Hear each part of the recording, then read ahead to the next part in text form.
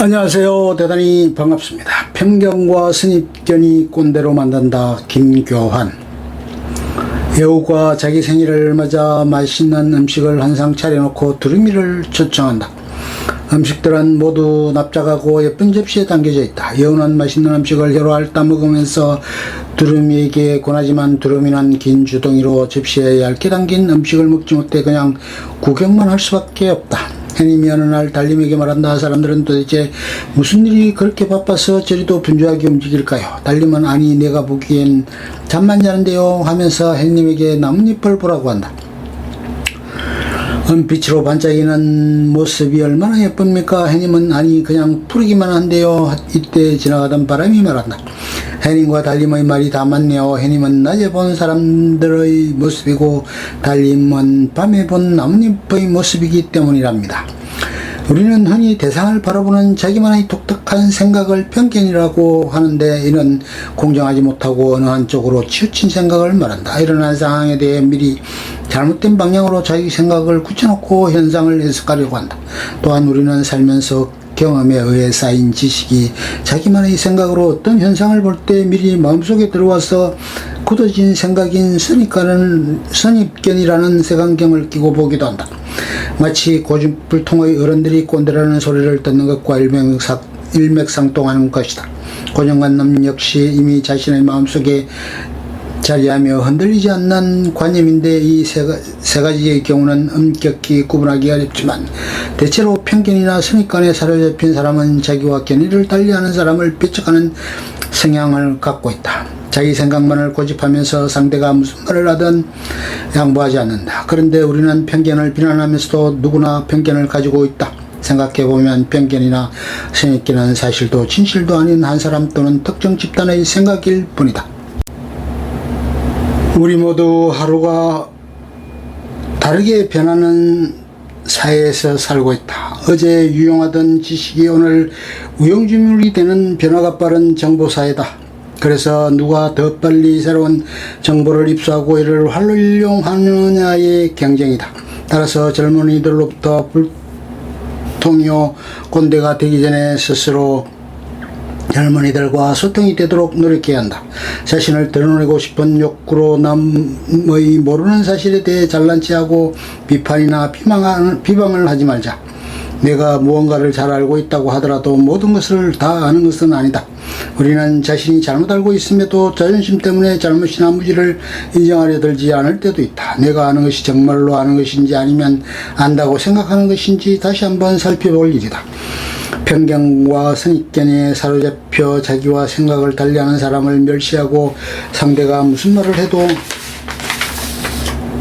자기 말의 합리화를 위해 너무 우기지 말자.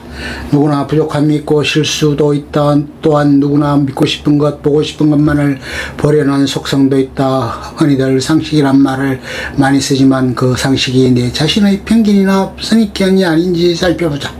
시대의 변화나 사회의 변화에 따라서 보통 사람들이 생각하는 상식도 그 기준은 얼마든지 변할 수 있다. 정상과 비정상의 절대적 기준은 없기 때문이다. 그래서 이 시대 이 사회에 발맞춰 내 생각을 바꿔나가야 한다. 우리말에 그럴 수도 있지라는 말이 있다. 사랑과 이해와 관용이 담긴 참으로 따뜻하고 아름다운 말이다. 육체의 눈은 나이가 들수록 어두워지지만 마음의 눈은 얼마든지 밝게 가질 수 있다. 일상의 기적. 덜컥 탈이 났다. 유쾌하게 저녁 식사를 마치고 귀가했는데 갑자기 허리가 뻐근했다. 자고 일어나면 낫겠거니 대수롭지 않게 해겠는데 웬걸 아침에는 침대에서 일어나기조차 힘들었다. 그러자 하룻밤 사이에 사소한 일들이 굉장한 일로 바뀌어버렸다. 세면대에서 허리를 굽혀 세수하기, 바닥에 떨어진 물건을 줍거나 양말을 신는 일, 기침을 하는 일, 앉았다가 일어나는 일이 내게는 더 이상 쉬운 일이 아니었다. 별 수 없이 병원에 다녀와서 하루를 빈둥거리며 보냈다. 비로소 몸의 소리가 들려왔다. 실은 그동안 목도 결리고 손목도 아프고 어깨도 힘들었노라고 눈도 피곤했노라. 몸 구석구석에서 불평을 해댔다. 언제까지나 내 마음대로 될 줄 알았던 나의 몸이 이렇게 기습적으로 반란을 일으킬 줄은 예상조차 못했던 터라 어쩔 줄 몰라 절절매는 중이다. 이때 중국 속담이 떠올랐다. 기적은 하늘을 날거나 바다 위를 걷는 게 아니라 땅에서 걸어다니는 것이다. 박완서 작가가 쓴 일상의 기적의 한 부분으로 나는 며칠 전 우연히 오른쪽 옆구리에 통증을 느끼기 시작하면서 너무도 작가와 같은 공감을 하게 되었기에 여기에 옮겨보았다. 처음에는 대수롭지 않게 생각하고 뜨거운 물성으로 엎질질도 하고 파스도 붙여가며 하루 이틀 지내는 동안 점점 심하게 통증을 느끼게 되었다. 약에도 효과가 없고 침대에서 일어나고 눕기와 잠자리까지 불편하고 허리를 굽히는 일과 기침에도 신경이 쓰일 지경이었다.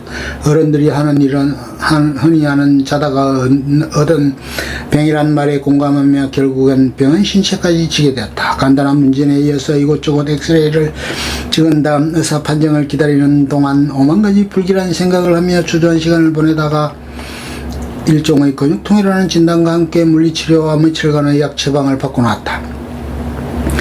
원인도 모르며 고통을 겪으면서 마음대로 되는 줄로만 알았던 내 몸에 대해 새삼 많은 생각을 하게 된다.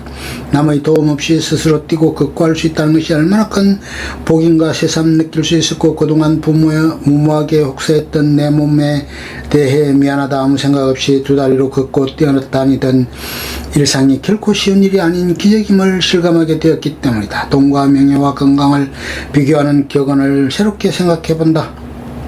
우리 인체를 신비한 소우주라 하여 인간만큼 완벽한 기계는 없다고 하지만 아무리 장수시대라고 한들 70년 80년 써먹으면 어느 정도 고장은 당연하다.